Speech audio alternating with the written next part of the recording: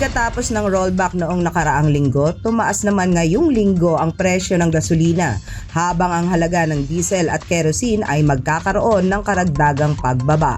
Simula February 4, ang mga kumpanya ng langis ay nagtaas ng presyo ng 70 cents kada litro ng gasolina, samantalang sa kerosene ay bababa umano ng 90 cents bawat litro at sa diesel ay magbabawas ng 1 peso and 15 centavos kada litro.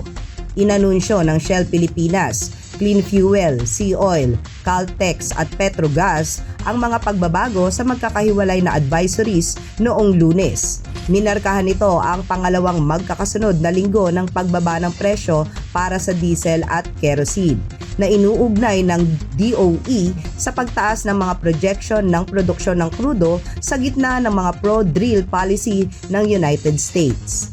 Matatandaan na nung nakaraang linggo ng Enero, ibinaba ng mga kumpanya ng langis ang presyo ng gasolina sa 80 cents kada litro, 20 cents kada litro para sa diesel at 50 cents kada litro para sa kerosene, kasunod ng matinding pagtaas ng 2 piso hanggang 3 piso kada litro sa ikatlong linggo ng 2025. Naganap ang mga alalahanin sa supply na nagtulak sa pagtaas ng langis pagkatapos magpataw ng mga parusa ng US sa sektor ng enerhiya ng Russia.